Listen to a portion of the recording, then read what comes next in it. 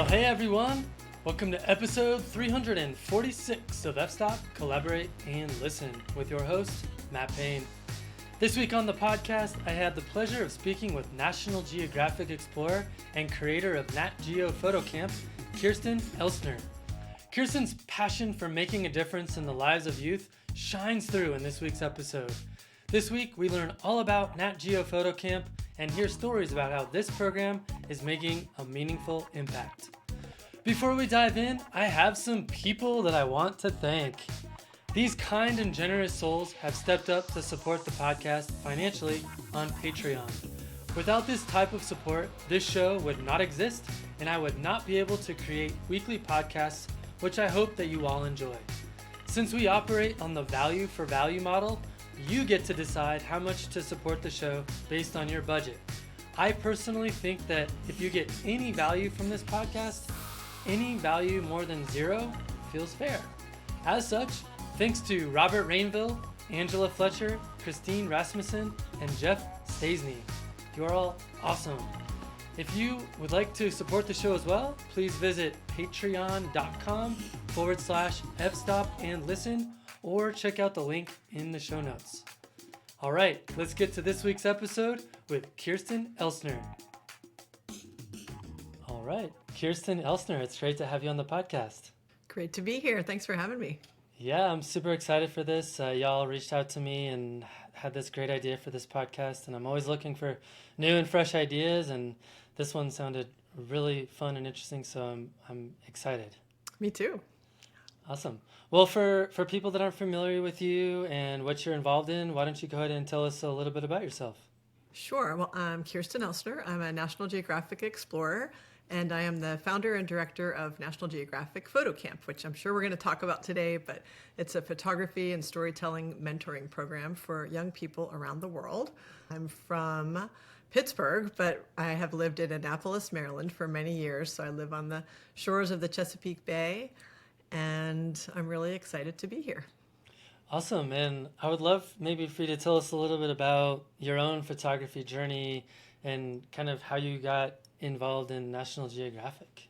Yeah, so if we want to go way back to the beginning, I started out as a photographer for a whitewater rafting company in New Zealand. So that was wow. in my very early years. I was sort of trying to figure out what I wanted to do.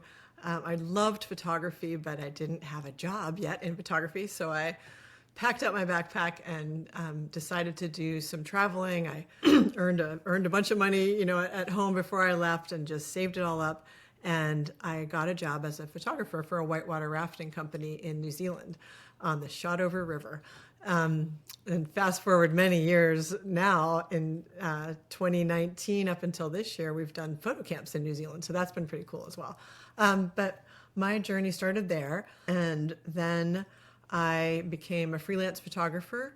I worked mainly for organizations like the New York Times, the International Red Cross and Red Crescent, AFP, wire services and things like that for a few years, until I realized that while I loved doing that, I wanted to do something a little bit more, where I could give something back with my photography.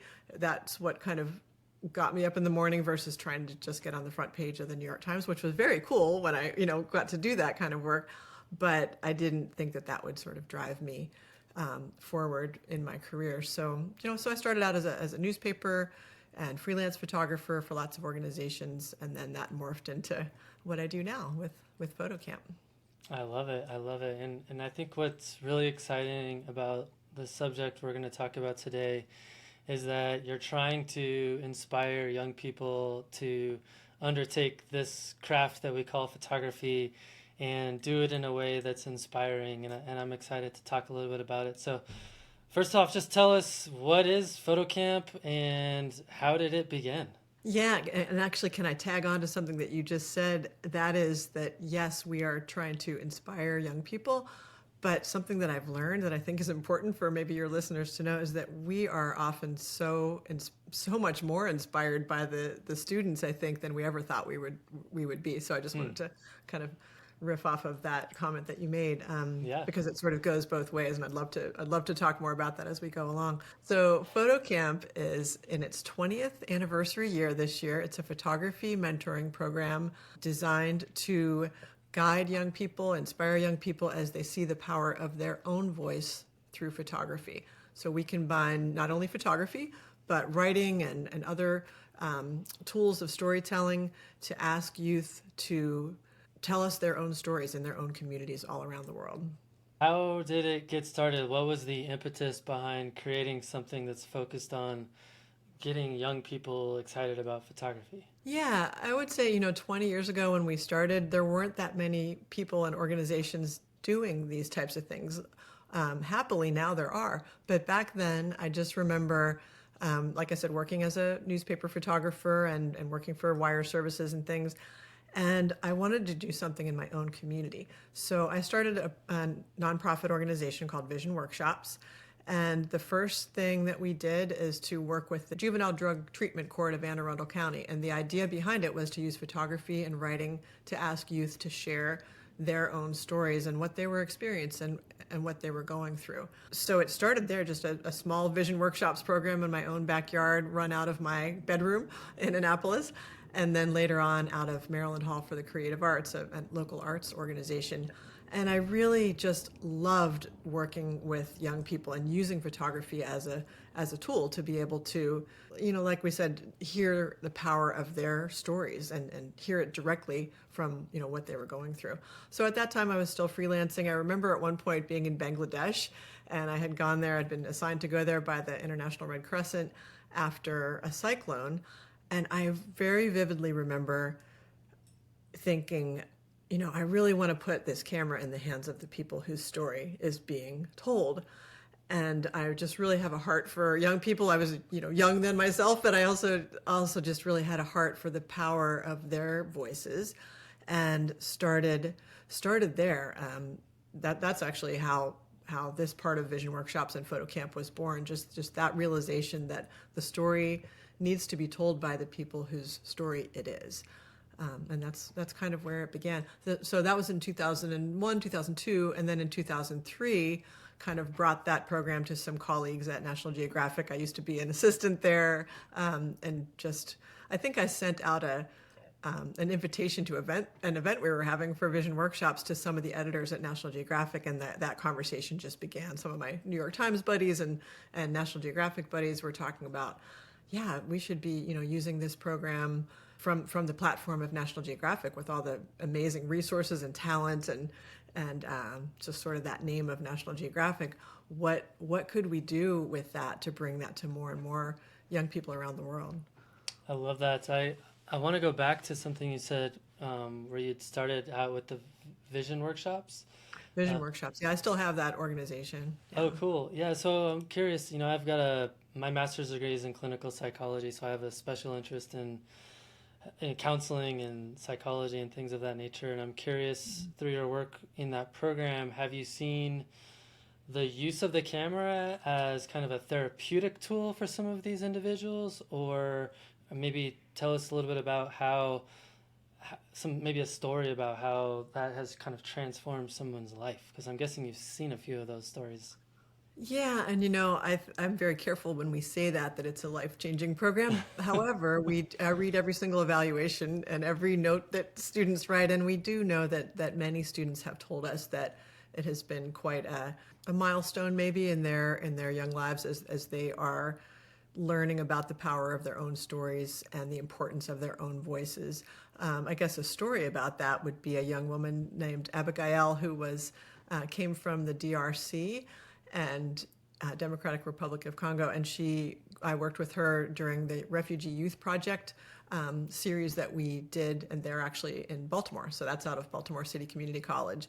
And I remember her sort of having a transformation as she went over the course of the workshops, and again, she worked on a series of workshops with us, and I remember her saying that she realized how important her story was and that it could potentially inspire other people. So I think it's about sometimes these young people knowing how valuable their journeys and their stories have been, and when they can share that through photography, storytelling, writing, We did a video with her, and I think she really leaned into and understood how important it was that she just wasn't sort of lost in the crowd, that she was working with others on that particular trip. It was on the Appalachian Trail in Shenandoah, Virginia, and we worked with a variety of young people who had been displaced, and they shared their stories with each other, which was hugely important, and then with us and with places where we published the story and had it shared out there. So I think that's one of the many stories of transformation that have happened over the years. I love that. That's awesome. All right, well, let's talk more about Photo Camp. What is the selection process for teens and young adults who would like to participate in something like Photo Camp? Our program is completely based on, the success of our program is based on the partnerships that we have. So when you ask about the selection process, we work with partners in each and every community because I'm here in Annapolis, Maryland, National Geographic headquarters in Washington, D.C. We can put the program together, we can listen, we can learn about the communities, but we really can't do it without community partners. So in each location, our community partner is either a school or they have good contacts with schools or youth organizations, and they pretty much hand select the students. They do it in all different ways and whatever is most appropriate to their community. So if they have a small group of students that are part of maybe an art class or a photography club or something like that, they will do a little presentation in the school, ask for to find out who's interested, and then the teachers, sort of the community, makes that selection process. So we worked with 20 students at a time. So we're not looking for huge groups of students. We don't put out big email blasts or anything like that because I don't know if we've even talked about this, but the program is focused on young people who are coming from under-resourced communities and for a variety of reasons lack access to a type of program like this. It's a non-tuition based program. It's a free outreach program of National Geographic Society, supported by Nat Geo, as well as outside funders and donors and things like that. So there's no cost to participate for the students. For that reason, we don't just put out big blasts out there, like, hey, apply for this. It's more, we want to work in specific communities. Often National Geographic explorers have ideas and have good, deep relationships in communities where they know that there are youth who would really benefit from the program and who kind of lack access to this type of programming.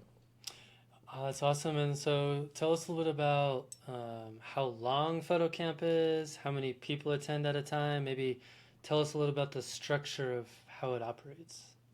Yeah, so Photo Camp is generally a 5-day program. Sometimes in our international locations it can stretch to 6 days, but 5 to 6 day program.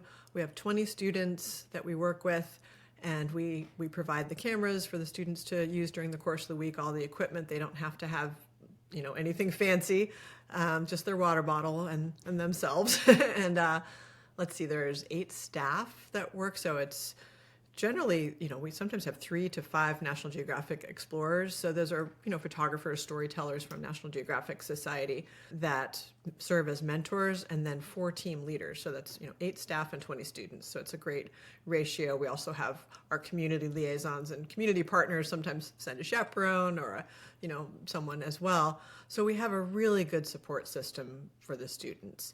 And the team leaders, it's important to us to have local community team leaders. So just got back from Wyoming, and we had 3 team leaders, from the community that were photographers and community leaders and things like that. But the structure, we separate the students or divide the students into 4 teams of 5 students each, so they each have their own little bonding, group that they go out on assignments, and we can then all, share in their stories together. That's amazing. It's a residential program, so they stay over. For the most part, we all stay together in a group. So it's a very camp type atmosphere. Like I always try to find a place that has a good lodge with dorms and a campfire and, that kind of thing. So we try to make it, it's not school. we try to make it really fun. And s'mores, I can't tell you how many times I've gone to a photo camp to the campfire, and of course I always go out and get graham crackers and chocolate and marshmallows, and so many students have been like, oh, are we having s'mores? I've never had a s'more. And so I love that part. I bet, yeah. And how many of these do you do in a given year?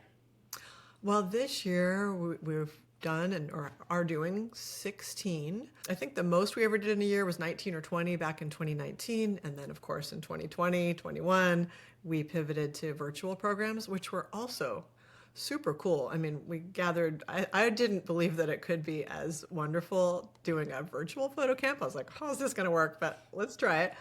And we gathered students. Like the first one, I think we had 35 students maybe from 13 different countries, and they were all so isolated. But we came together, for 5 days in a row, or 6 days, I think it was, and shared stories of what was happening in all different parts of the world during the pandemic. So I know that's not the question you asked, but I just wanted to mention that because it was a really interesting use of, how we could do things like that during the pandemic. Yeah. All right, well, tell us a little bit about the types of photographs, or I'm guessing there might be like little projects that come out of these camps, or tell us about kind of what the end result of the photo camp is. Yeah, the end result, just on a practical level, is a slideshow that we do on the 5th day. So it's quite exciting. Like, it's only a 5-day program if you think about it. On the 5th day, we present their work in a public or a community presentation. And so it's a group, for the most part, it's a group show about the theme that we've decided to work on. So you might ask, how do you find the themes? Because that's all part of like what the final product is. And we try to reach out to we have some general ideas, but for example, I'm not from Botswana or the places that we're going to. So we try to reach out to the students in advance through our community liaisons and ask them what's important to the students. What kinds of stories do you think that they would want to tell? What kind of assignment should we be going on? So we gather that information. But I have to say, when we get there on the first day, we really start understanding that a little bit more, because the students don't know us, until that first day. But that first day, we explain, we welcome them to the photo camp family around the world. We explain that we're here to listen to their stories. And just over the course of the morning, even, by the time we get to the afternoon session, which is like, okay, what kind of stories do you want to tell this week? And they're divided into their teams, they're comfortable with us. We really start fleshing out and developing the theme of that week. And then they go out and do assignments based on these themes. And so it's very flexible. We're really working we're very organized, but then we're also listening and working on the fly to make sure that we're covering the things that they want to cover. There's a writing assignment. So with all this content that we gather, the writing and the photography and the audio, sometimes the songs that they sing at the campfire that we're recording, then we put that together in a final presentation at the last day of the camp. I love that. And then I'm guessing the end goal here is to empower these youngsters to realize that through writing and through photography and through having some presentation skills maybe, they then have a voice and are empowered to use that voice to tell the stories of their local community. Yeah, and I've started realizing over the years that they do already have a voice.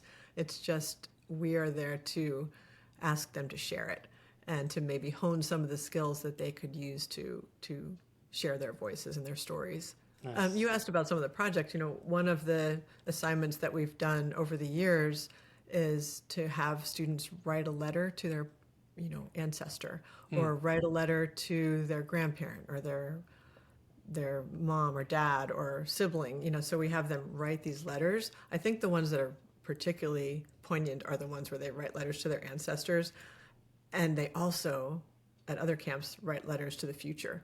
So they're really exploring their stories in a very personal way. And working in New Zealand with Pacifica youth and Maori youth, that is something that we've done really recently, and that really resonated with those students. And then how do you combine that with photography? Well, then we ask them to make a photograph that represents someone in that letter that they're writing. And it's just a very, I mean, if you think about it, like, wouldn't that be a fun assignment for you to do? Or just anyone, just for us to think about who our ancestors are, who will come after us in the future, and then to use photography to describe the world to those different populations of relatives. So, wow, I'm really curious now. So, you have 5 or 6 days to organize 20 It's kids. big. Yeah. And well, I'm thinking, I do some education myself, and I'm thinking, okay, you're teaching them how to write. You're teaching them how to develop an idea around a concept or a subject. You're having to teach them concepts about photography, aperture, shutter speed, all that fun stuff.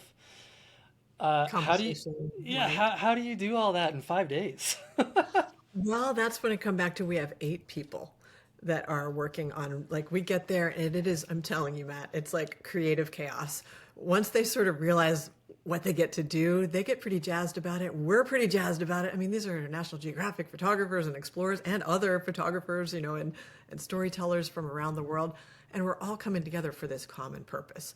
We really want to hear and see the story of a place. I mean, I'm so lucky that I get to go to these different places, and I'm not just a traveler or a tourist. I'm really learning about these places through the eyes of these youth. So to answer your question, like, all of us play different roles, and it's all a different team every single time. It's not the same team of 8 people. So that is another, No I was going doubt. to say challenge, but that's another opportunity in itself, Right. because we all land there, 2 days before or whatever. We're trying to figure it out. We meet the students, we fall in love with the students the first day. They're so incredible, have so much to say. And then, I generally take on the writing aspect of it. And so I wouldn't say we're like teaching them to write. We're asking them to tell us a story. And then it's not perfect. You only have 5 days. So, you're staying up all night, you're reading through all their essays and things like that. And then you meet with each of them during the next day and you edit and revise. And then they jump into the next session where they're editing and revising their photographs. So it all kind of blends together. But I think I've never really thought about that completely, but it's because there are 20 of them and 8 of us. And we have it designed so well that they're in their teams, they're out on assignment, and it's down to the wire for sure. It's not like we have tons of extra time at the end of the day. We usually leave. Maybe that's why everyone's always crying at the final show, because we're exhausted. There's not a lot of sleep that goes on in terms of the staff, but we just try to make it fun. And like I said before, it's not school, and I say that a lot on the first day. We just want them to have fun using photography, writing. The first, when you give the writing assignment, they're always like, how many pages? What's the word count? And I always have to say, it's not school. Like, just tell us a story, write it down in bullet points. It doesn't even matter. Sometimes, way back in the days of the juvenile drug court kids, that was vision workshops before photo camp, and they really did not want to write. So I'd say, okay, just tell me your story and I'll write it down. And then they started realizing, oh, this writing thing isn't that hard. Like, it's just telling my story. And so I think that was the way I, quote, taught them to write, just allowed them to speak their stories, Yeah. really. Maybe you could tell us about one of the more memorable outcomes of one of the assignments that you got to be a part of for photo camp. Oh, there's just so many. That's such a hard question. I guess I'll just think of a recent one in 2023, because there was a student that was, kind of having some tough times in their life, and even maybe on the camp a little bit, really didn't want to do a writing assignment. And I was like, cool, you don't have to do one, but then they saw everyone else doing their writing assignments. And so they kind of inched towards me at lunch, closer and closer. And they were like, okay, well, why don't I just tell you my story like I saw you doing with someone else? So I wrote it down a little bit. And then the next day they came back and, oh, can you give that to me? Let me fix it, So I did. And then they fixed it. And it was beautiful. It was this beautiful piece of writing that came from the student. Their name was Mars. And Mars just had this beautiful piece of writing. Never thought that they would stand up and read their piece at the final show with their really cool photographs that they had done with, in collaboration with a photographer that we had there, Erica Larson. And but Mars stood up and read this piece that 4 days ago they were like, I I just cannot write at all. I'm a terrible writer. So, this whole thing transpired, very proud of Mars. And then the next morning saying goodbye, Mars came up and wasn't a hugger, really, but gave me this huge hug and said, no one has ever told me that I could write or that I could be a good writer. And now, I feel really confident about that. They were getting ready to start university in the next couple of months. And I think that really helped. That experience really helped Mars, just a little bit of encouragement. So that one didn't have so much to do with photography.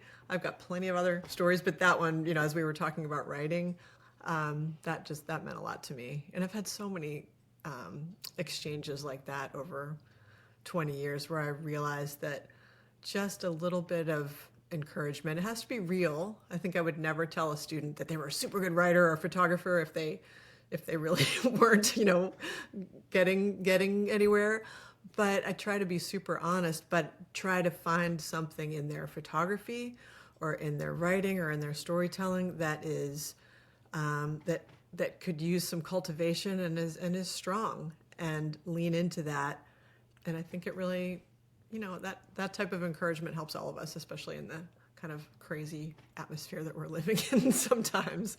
Yeah, A lot no of doubt. negativity. I just try to, keep positive and encourage.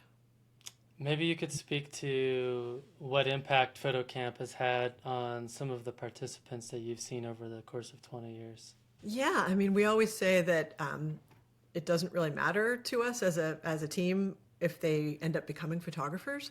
It's kind of cool when they do sometimes, but there are thousands of them then, and they're not all just really interested in photography. Some of them are just interested in having this experience. So that's my little caveat to say that there have been, I think, four now that have applied, four of our alumni who have applied for Young Explorer grants at National Geographic and have become young explorers. So that's really huge, just to see them become interested in the types of things that National Geographic Society does and has resources for and cares about, and they're kind of joining the family in that way. There are others who, like I said, they're not going to become photographers. They thought it was a cool experience, but it was more about sharing their stories and things like that. So there's one young woman who I write about in the book. Her name's Karina, and she is, I think, part of her inspiration to go on to college and university was because of the confidence that she gained during the photo camp. Now, you can't say that that's the only reason that she went, because many factors played into her decision. But she was from an orphanage in northeastern India, and no one from that orphanage had ever gone to college. And she and another cohort of young women and men from the photo camp program are now part of this group that has now gone on to college for the first time in the history of the orphanage. So I keep in touch with her quite regularly.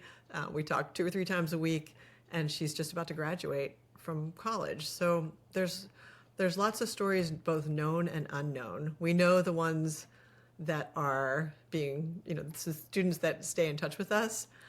We know their stories very well, and I can only imagine. I mean, we've worked with more than 3,000 students over the course of the years. So I'm sure that there are others that we don't even know about that have had, these good outcomes from photo camp. I mean, I can see it in your body language and the way you're talking about this, that, having this program means a lot to you. And I'm curious if you could speak to what it feels like or what it's like to have a photography career that is purpose driven, in terms of not just being about taking photographs, that there's an extra layer to how you're engaging with photography in a way that's having a positive impact on the world we live in. Yeah, I hope that that's true. I think if you're going to get up every morning and do something, it should be useful in whatever way that you find useful. And I loved photography when I did it as when I was a photographer. I still consider myself a photographer, but more a teacher and a mentor. So, I mean, I have 2 sons, and I always say to them, you get to design your own life to the best of your ability. And I think back when I was, 20 years old and starting off on this career, I thought about that. I thought like, what's going to motivate me to get up in the morning and do what I'm going to do? And then as I got older, got married and had kids, what's going to motivate me to take me away from these kids of mine, because there's been a lot of travel and things like that. But I'm so thankful that I've had the opportunity to design something like this and create it because, yeah, I mean, you only get one chance at it. And so I just wanted it to be something useful. And like I said, I read the evaluations and I sort of talk to the students, and I know that at least for some of the students that we've worked with, for many of the students that we've worked with, the team that has grown from this photo camp, this is not just me, but this entire team that now works towards the development of this program, I know it's been useful and beneficial to young people. I mean, how do you use photography to do something useful? Well, in your podcast, you probably see that all the time. There's all kinds of positive benefits that can come from photography stories and things like that. It's, to me, photography is a way to connect us with one another in a way that not many other art forms and mediums can do. So, how can we do that for the benefit of young people? At least in my case, that's something I cared a lot about. For people who are listening who might want a little bit more of that in their life through photography, what advice would you have for them in terms of trying to engage in photography in a way that they might find more meaning out of it?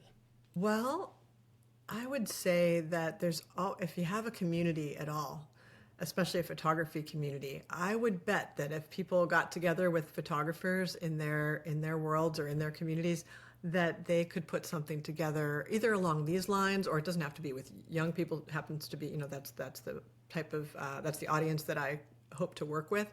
But there's all kinds of people who could benefit. My friend and colleague Lynn Johnson and I just did a photography workshop with young people on the autism spectrum. And that was a little bit outside of what I normally do with photo camp and with vision workshops, but it was just so impactful. And, there are just so many communities of people that could benefit from something like this. So I would just say try, talk to other people around you and try. And don't be afraid of, the roadblocks that'll be put in your way. When I first started this, there were all kinds of roadblocks. People were like, no, how are you going to get the money? Where are you going to get the cameras? But I just kept doing it. I just kept trying. And now, we have this wonderful program that's all around the world. I love that. All right. How do you envision the evolution of photo camp in the next decade? Just to keep growing, keep designing, and to do that through listening to our alumni and the new explorers, Nat Geo explorers that are coming into the program. We're really growing and expanding and trying to design the program in, using the tried and true methods that we've had all along, but then bringing in new ideas. So, for example, one of our alumni who's been involved in several photo camp programs became a National Geographic Young Explorer and then pitched an idea for a photo camp in Juchitán, Mexico, near Oaxaca. And, it was a wonderful idea. He had deep relationships in the community with students and community partners, and we did it. So things like that to keep growing with new ideas, to keep leaning into this, intergenerational mentorship that we have. So it's a circle of mentorship that comes. It's not like a top-down thing. It starts with students and community partners and community liaisons, and then the photographers and explorers and the staff. I've been thinking about this a lot lately, just this intergenerational approach to mentorship where we're all learning from one another instead of othering the different generations that are involved in a project like this, and saying, okay, how can we work together with the strengths of these different generations in a photography workshop and create something really beautiful and learn about each other's stories rather than worrying about, they're from a different community or from a different background or a different age group. I think that's a really beautiful part of photo camp, these 28 or 30 people that are together to create something on that last day at that final show where, like I said, we're all kind of crying and sad to see each other go and staying connected to one another. I think that's how that happens. Hmm. So you kind of alluded to this already, but I understand that Photo Camp has a book associated with it. And Yeah, I wish I had it here it's over in the other room. I yeah, just got no, the first advance copy. okay. So I'm wondering if you could tell us about the book and maybe tell us a story behind one of your favorite photographs that's in the book. Yeah, so the book represents 20 years of um, photo camp and really just shines a light on the voices of the young people. So it was beautifully designed and edited by National Geographic Society and editors and writers and things there. But it is just a compilation of some of the different assignments. We tried to weave it together so it had some cohesion, and you could see the different assignments that have carried us through from in various places. I'd say one of my favorites, they're all my favorites, but one of my favorites that I'm just thinking of off the top of my head is this beautiful portrait that was done with one of our Refugee Youth Project students from Baltimore. And we made portraits of one another. We were working in the studio, and there's a beautiful portrait of her that her, student partner made of her. And then she wrote this beautiful poem about, who am I? This is my story. This is Mm. where I came from.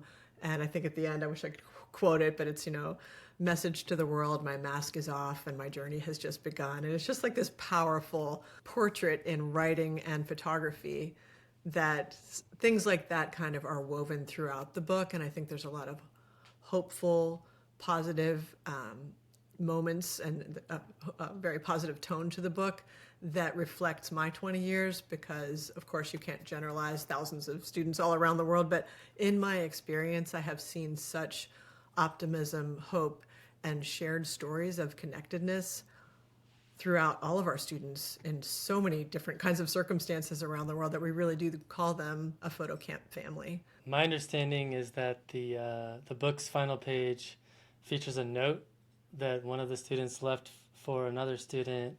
Can you describe the sense of community that you get out of from the students and out of photo camp? Yeah, and those notes are a great example because that was started by a student. So we have kits of 20 cameras that travel around the world, and some people say, "Oh my gosh, can't you leave the cameras?" And we always wish we could leave the cameras. And sometimes we have partners and sponsors that are able to find cameras that we can leave with the students. But in general, I would say, of course, the students want to keep them, but they also understand that these cameras are now going to another place in another Hmm. country, and I think they kind of love that. They love that it's a shared experience around the world. So one day, a few years ago, a student was just like, "I'm just going to write a note to the person who's going to get the camera bag next," and just pop that in the camera bag. And now we do that. We offer it as they don't have to do it, but they always all do. And so they're kind of excited when they get their camera bags and they read a note from a person halfway around the world that usually says things like, "Take good care of this camera." I think in the one in the back of the book says something like, "These people will listen to you and share your story and don't be afraid," and things like that. So I remember in Louisiana, there was a student who had this bucket hat that he just loved and never took it off.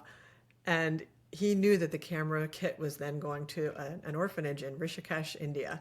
And so he hemmed and hawed about it as he was writing his camera bag note. And finally, he whips it off his head and he stuffs it in the camera bag. He's like, "I'm going to give my favorite hat away and I'm going to give it to this student who I don't know in Rishikesh."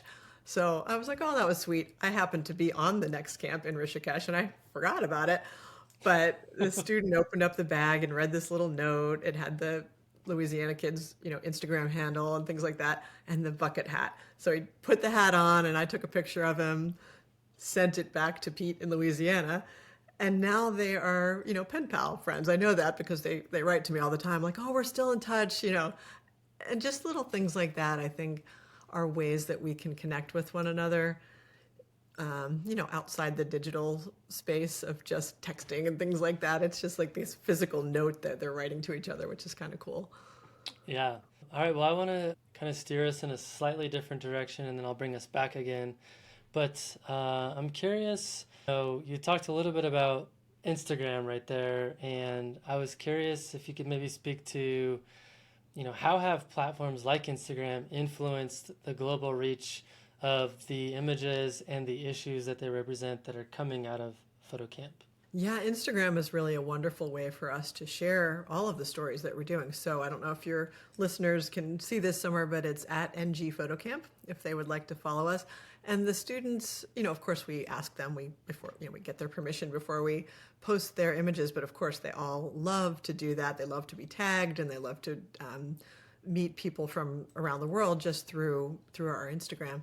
So it's one of the ways that their work is shared. It's one thing to say, we want to hear your stories. We want you to share your stories. So there's different levels of that. They share with one another and with us in the small, microcosm of the photo camp. They share with their communities at the final show. Sometimes we get hundreds of people. I remember once in Oaxaca, the entire village came. There were hundreds of people, and so they really got to share their stories with the entire village. But then, of course, with the advent of social media and Instagram, we publish their work on blog posts. I would say Instagram is our main way of sharing their stories. It's such a photography platform, and we take excerpts of their writing. And that's a way for them to definitely share out with the world and then connect with one another because they find each other, through Instagram as well. It's the way that I get in touch with a lot of them. Like if there's an opportunity coming up and I was like, hey, we have a master class coming up, we'd like to invite you, I get to them on Instagram. They would never check their email or even their text messages, so I just DM them. I know, and I'm like the opposite. I'm like, someone DMs me, I'm like, can you email me?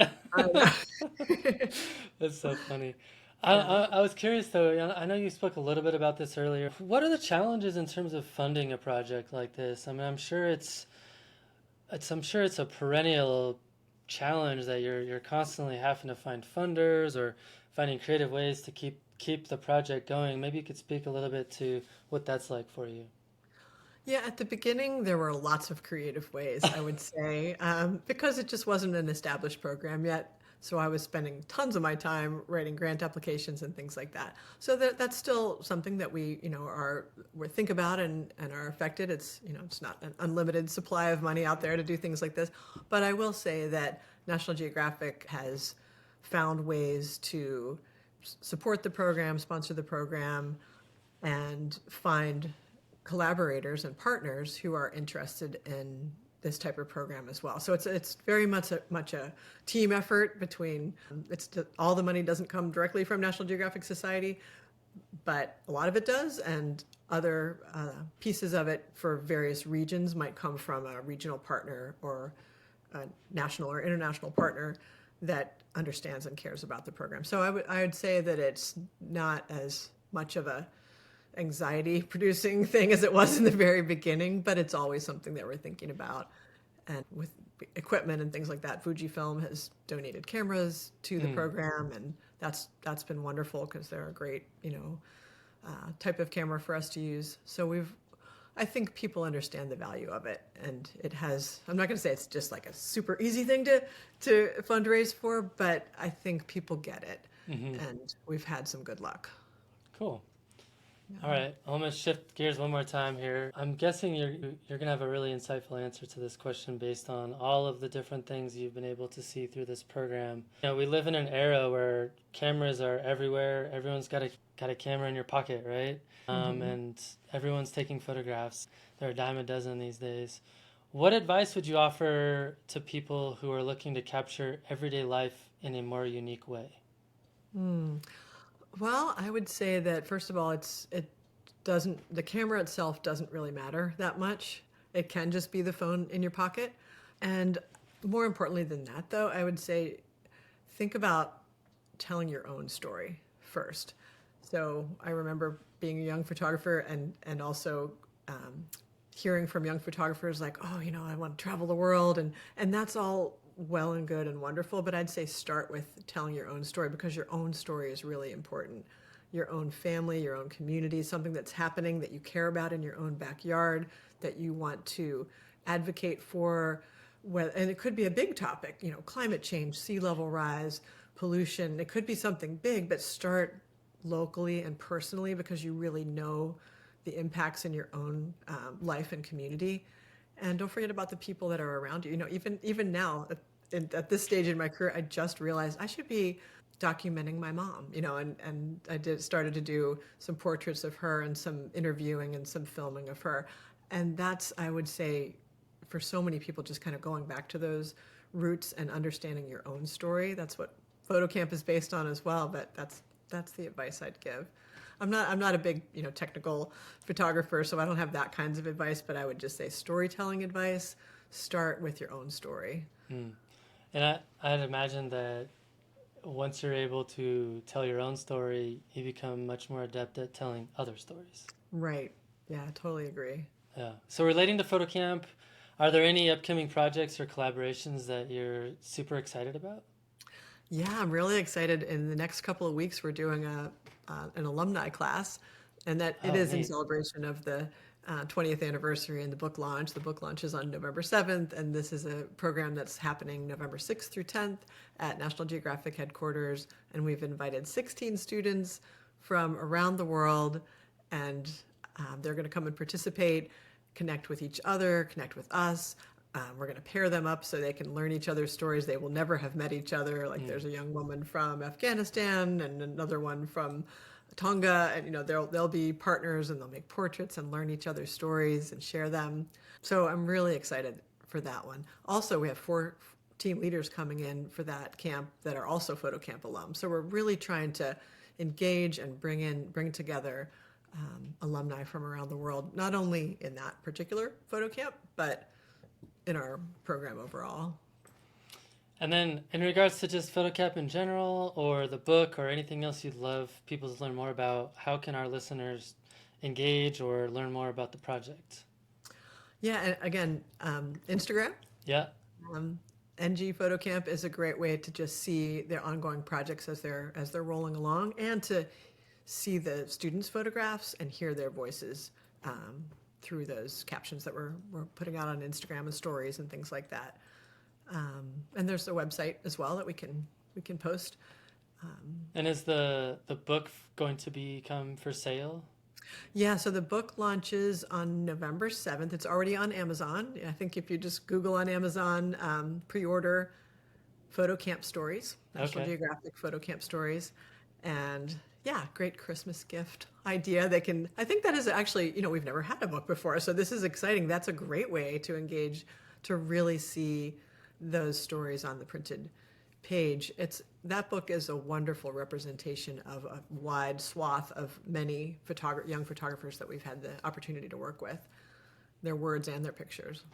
Awesome. Well, I only have 2 more questions for you, and the first one's more of a selfish one in nature, but I would be remiss not to take advantage of having a National Geographic explorer on the show. What advice would you have for photographers who would love to break into the National Geographic community in terms of, getting assignments or becoming a photographer for National Geographic? I feel like that's something everyone is like dreaming about, right? And it's like the pinnacle of, in some people's minds, it's like the pinnacle of success. So what would you say to that? Yeah, it was my dream when I was younger too, working for the New York Times. And I remember asking that question of some editors that I knew there, and they said probably what I would say now. And again, I'm not an expert. I don't work for the magazine or the channel or anything like that. I work, with National Geographic Society as an explorer. The advice that I got back then was, do stories in your own backyard. Do stories that you care about. Build your portfolio, like really substantially before trying to pitch it to National Geographic. So just kind of working on stories that you care about. Sometimes those have to be, self-supported, self-motivated, self-driven stories that you care about, and build your portfolio that way. There's also ways to, if you look on National Geographic Society's website, you'll be able to navigate through there and see all kinds of ways that you can become involved with National Geographic Society. There's free courses that you can take. Storytelling for Impact is one of them that is done with Adobe. And, so there's courses you can take. There are grants that you can apply for. That's not for everyone. You have to kind of be established and on your way, but there's, grants that are available to young photographers. So I would say, research that site. Maybe we can put a link on your notes and things like that for people to get involved with National Geographic Society. So that's just an important, thing for people to understand is that there's National Geographic Society, and then there's the magazine, and the channel is, so if you want to be a photographer for the magazine, that's kind of one route, but National Geographic Society is a place to look towards for grants and other opportunities as well. Brilliant. Thank you so much. And my last question, who do you recommend for the podcast? Who's a photographer that inspires you that we should learn more about? Only one? You're allowed to pick more than one. You can do more than There's one. so many. But Lynn Johnson is one of my heroes and mentors and colleagues, and she's just been an inspiration to me over the years as I've developed Photo Camp, and she's also a colleague that works with me closely on photo camps as well. Brilliant. Based out of Pittsburgh, but she's a national and international phenomenon photographer. I love it. Well, Kirsten, this has been so fun. I learned a lot about Photo Camp, and for some reason, I'd never heard anything about it until y'all reached out. So I'm excited to dig in and just, check out the book and look at the website. And it sounds like a really impactful program. So thank you for sharing that with us. Thank you so much. And I hope that you get a chance to see the book, because it's really a way for the students to share their stories and words with you instead of through me. So Brilliant.